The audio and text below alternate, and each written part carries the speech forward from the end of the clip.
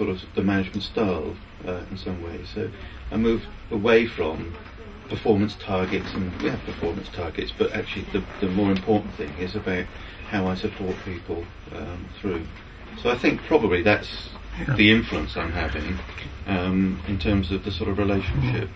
Okay, can we just push that just a bit, because on Friday night with your mum, okay, there was an energy that Chris's mother was just expressing. It was fantastic, and what we both said, we can understand more about Chris from actually seeing that relationship with her mum.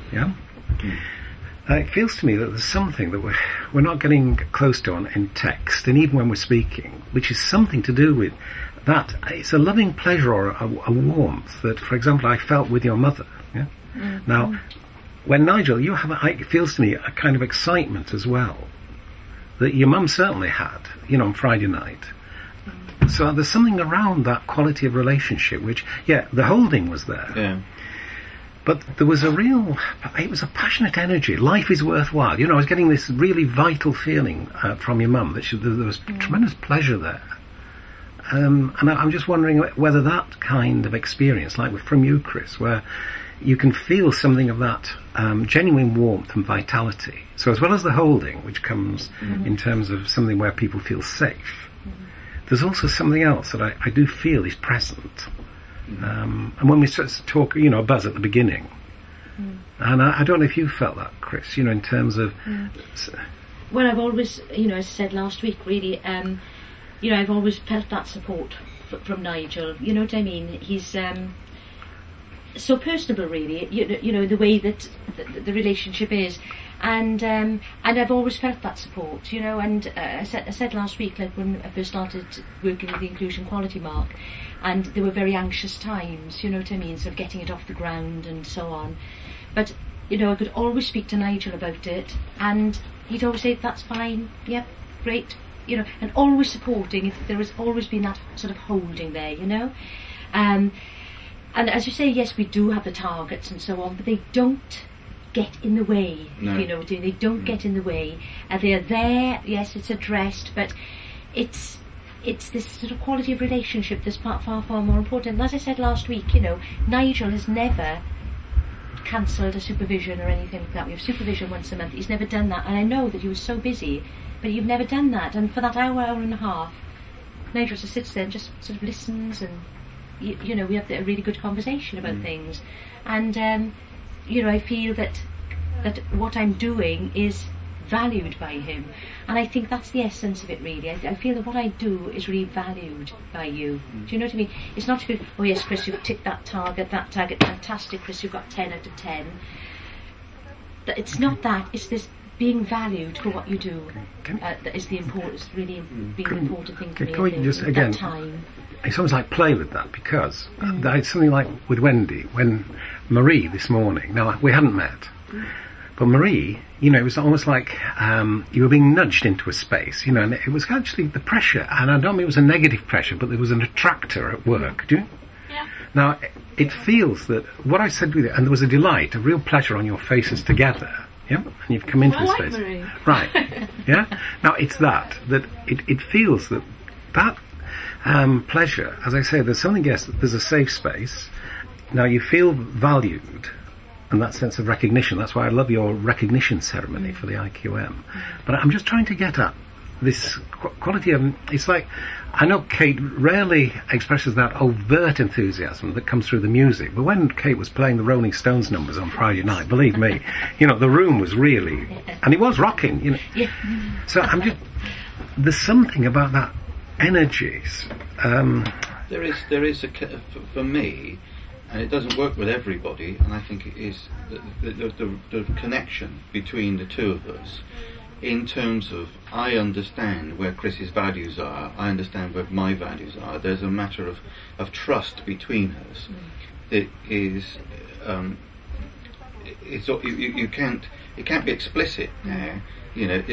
I know when Chris is in a good mood, bad mood, when things. Chris knows, I hope, that when she's talking to somebody on the phone, that I'm at what I'm thinking as well, because that's and it's an entity in itself in some ways, that relationship.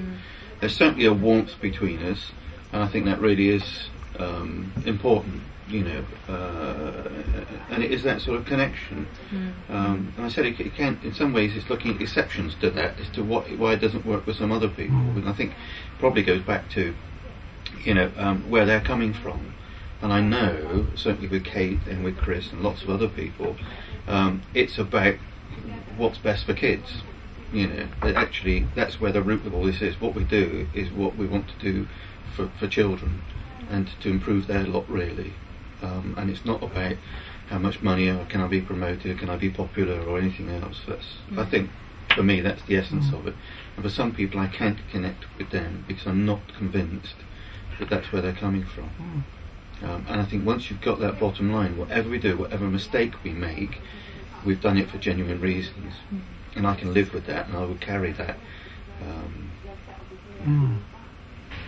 don't know if you recognise that. Absolutely, yeah. Yes, and I suppose the question is how you know that. How you know, how is it that you can, how do we make that judgment about, you know, with some people that's how it is, and some people it isn't, and what's the basis for that judgment? And obviously part of it is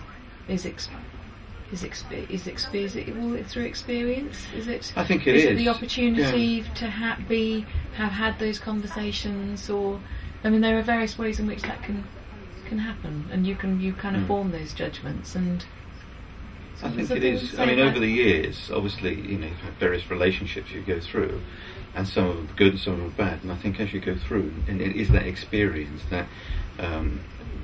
I think what Jack would term embodied knowledge, really, of actually, you know, I'm comfortable with myself and I'm comfortable with other people here. And another phrase you used was about empathetic resonance, and I think there is that. You know, you can actually see, like with you know, somebody on the stage who are actually talking those values, and you have this sort of resonance, almost of, you know, I feel tearful, or, you know, emotionally and connected with somebody because they're actually, I can feel where they're coming from, and it's intangible, isn't it? You can't cut it, you know, but you can with some people. You know, Obama and those sort of great orators. There's a connection there, and it's not just about, well, you know, isn't he a good speaker? You just feel where the values are coming from. Yes,